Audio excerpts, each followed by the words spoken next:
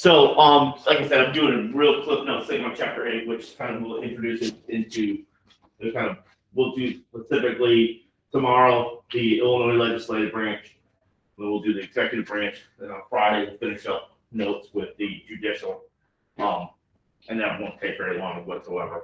So at that end, I'll probably send out maybe the review for you guys to kind of review for the test. So again, with chapter 8 here, a lot of times government, when I first started teaching years ago, we didn't really make it to this chapter. We just kind of delved right into kind of the Illinois state government stuff. But there's a few things that are kind of important here that we'll kind of talk about. They'll kind of appear again when we talk about the state government. So within this kind of framework of, within the framework of the Constitution, and then make sure you get your mask on. Within the Constitution, we had talked about this idea of federalism. The idea where our system is set up where we have kind of government kind of powers and kind of responsibilities are shared between the federal government based in DC and the kind of the 50 different states, right? Much of this is kind of laid out in a vague kind of concept initially with the Bill of Rights, with the 10th Amendment. The 9th and 10th Amendment are the ones that basically kind of like either provide things that aren't specifically listed in the Constitution for individuals or for states. Right? The 10th Amendment is usually when they kind of focus on states. So we talk about things like delegated powers, which are ones that are specifically given to the federal government. Reserve powers, which are powers specifically given to the states, like establishing like licensing and things of that nature. And concurrent powers that are shared amongst both, like taxation and stuff like that. Okay. So the Constitution within the kind of the framework there allows for states to kind of provide kind of like some sense of autonomy a little bit. All right. And so each state, like we'll talk about like why we have to have a test on this, each state has their own written plan of government. Those are state constitutions. All right.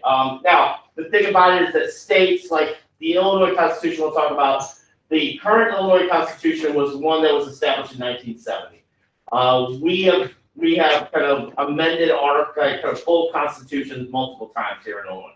Various states have done it, like, I think your textbook cites Alabama, like kind of before they finalized on a kind of a state constitution, they amended things like 600 times from crazy like that, right? So most of that kind of like go in, the structure is kind of like the federal constitution. You have a preamble, you have articles, you have amendments, stuff like that. Some states those get more and more specific.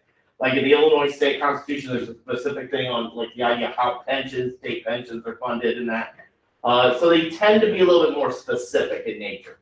I'll talk about that when we talk about kind of the Illinois Constitution there.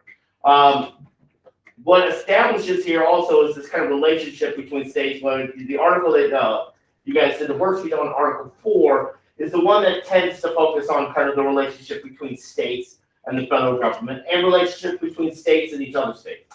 All right. There's something that was established in Article 4, Section 1, that's basically referred to as the full faith and credit clause, which basically ensures that states will kind of accept each other's decisions. This is something that was an issue during the Articles of Confederation, which I talked about. Like at certain points, these states were kind of, they're coining their own money. They sometimes like certain laws would not kind of like they're serving us almost like little independent countries to a certain extent.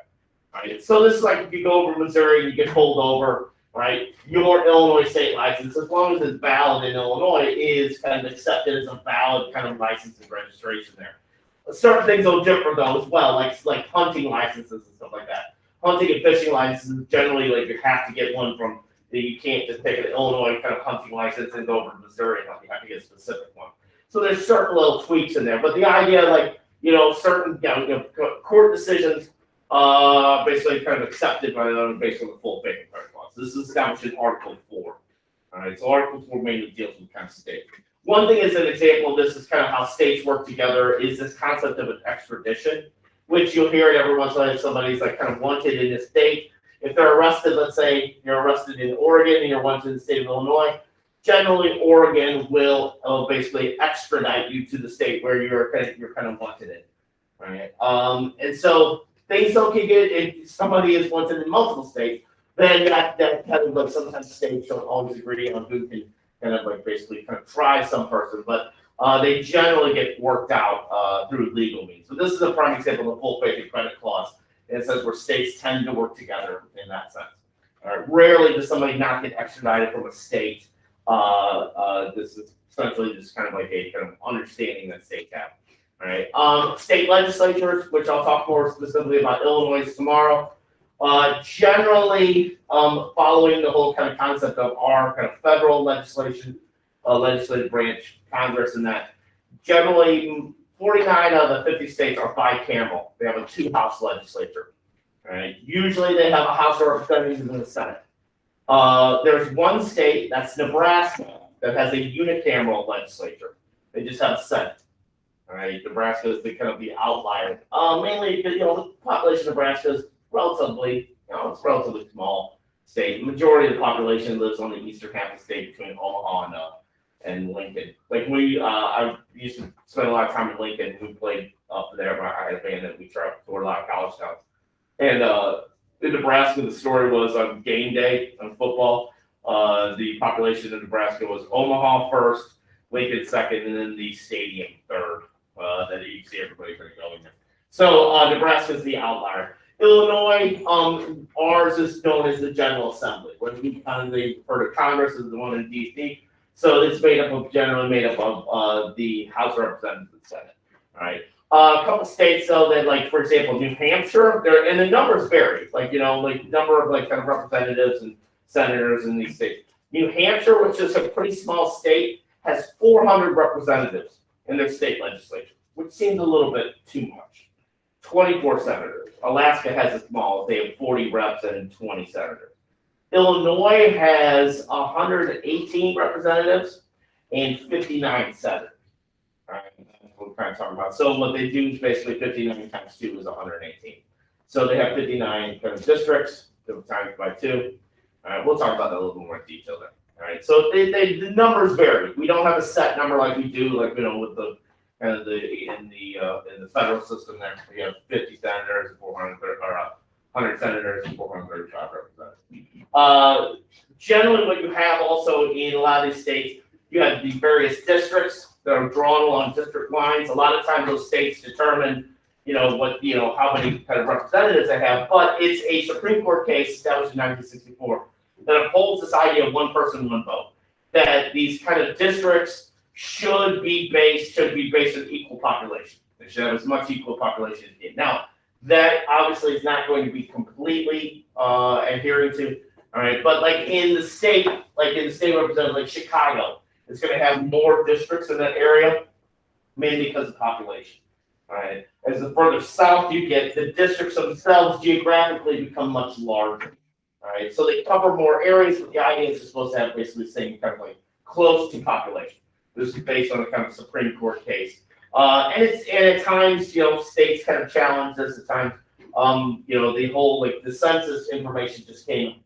I don't know if you guys heard that some of the aspect. Illinois is losing some for the federal. That does have some reflection on how these districts are going to be kind of drawn. So much like in the kind of the federal system, you have a kind of drawing of various districts. All right. Also, too, within state legislatures, you have a little bit more citizens. This is citizens tend to have a little bit more say in certain matters when it comes to kind of legislation. You have these kind of concepts that had their origins in kind of the progressive era, in kind of the early part of the 20th century. You see more initiatives in which kind of citizens propose legislation. They're the ones who can basically write to their senators and representatives. Propose something for various kind of laws relating to whatever local matters. A referendum is usually kind of voters decide on certain things.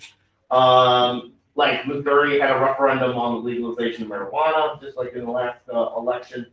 All right, that's an example of referendum where legislation is basically put to the voters. And then a recall, which is the idea of kind of removing elected officials before this term is complete. Recall votes are really popular in California. California has a number of governors that were basically kind of recalled and then have a new election. That's how Arnold Schwarzenegger became governor. Just recently in the news, Caitlyn Jenner is going to talk about running for governor. There's some talk about Gavin Newsom, who's the current governor of California. There's a recall vote That is put to the voters, and they have an opportunity to do that. Each state has this process. California, for whatever, really is kind of fond of that. And then state executive branches. At the head of each state executive, obviously, is a governor. Governor is kind of like the president of the state to a certain extent. The terms of office can vary. Usually, though, they're generally 4 years, like kind of reflecting like the president. In Illinois, the governor is elected, it's like the off year, as they say, not usually the same year as the president. Below that is the lieutenant governor. They're kind of function as a vice president to a certain extent. In many cases, you'll have like different states will have like Illinois, the lieutenant governor is usually kind of like the president, vice president, they're usually in the same party. Missouri is a little different. You can have a governor, let's say, who's a Republican and a lieutenant governor is Democrat. They're elected from different ballots. There's some states, 5 states, that do not have lieutenant governors. I think that's like Oregon, Wyoming, Arizona, Maine, and New Hampshire, right? But generally, that's the kind of the person that's kind of second in command. If the governor steps down, like in Illinois, where we had Rod Blagojevich was kind of forced to step down after basically being arrested. Illinois had 3 governors that have served time in prison that were usually leading that. And then Governor Quinn became, who's the lieutenant governor, stepped up there. And then you have the Secretary of State, which is important, keeping state records, carrying out election laws. For you guys, Secretary of State is important because that's the one who issues your driver's license. They maintain the DMVs. So generally, people, when we talk about who's like the current Secretary of State, people generally know who the Secretary of State of Illinois is because that's the person that basically you kind of get your license through. And then you have an Attorney General who's in charge of state legal matters, like the Attorney General for the federal government. An important position also within the executive branch is Treasurer, in charge of handling all state funds. A lot of times, like when this comes to taxes. So generally, all these states tend to have these kind of positions.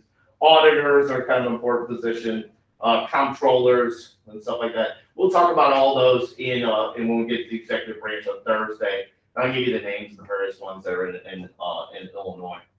All right. Also, too, the one thing that kind of separates kind of governors from the president of the United States, and each of them, like in our federal system, we have a checks and balances thing. The state legislatures can initiate impeachment charges against the governor. In that concept of kind of vetoes, with the president, like in the, we talked about the kind of federal system, when a president gets a bill, they have to basically say it's all or nothing. In state governments, they have a little bit more nuance, something called the line item veto. So if a bill is presented to a governor and he doesn't like a particular provision of that bill, they can just veto that provision. All right, and they send it back to the legislature, and then they vote on that. So this gives the governor a little bit more kind of leeway than, let's say, a president has. So that's something that generally kind of all 50 states tend to employ, which is kind of a line item veto, which initially the president had that, and then it was rescinded in the 1790s, I believe. All right. And then on to the judicial branch of state courts. Usually every state kind of has kind of a tier system like we talked about in the federal system. You have trial courts, lower state courts. Every state has what's called penal code, basically kind of a state legal code. These trial courts are district courts, or you have municipal courts, which are basically city courts that kind of fall in that. And then you have an appellate court, an appeals court, the second tier of state courts there. Mount Vernon has an appeals court, and each of them has their own districting. And then the high states in all of these states, again, is the Supreme Court. Now, in certain states, you have Supreme Court, the justices that are appointed by governors. You have some that are judges that are elected in certain states. All right, so that's a little bit different than what we have in the federal system. Usually the numbers vary on the various states. They're usually around, like Illinois has 7 Supreme Court justices. They're usually anywhere between 7 and 9. Right? They're tending to be odd numbers again. There's some states, though, that employ kind of a different system when kind of appointing judges called the Missouri Plan, which was established in 1940.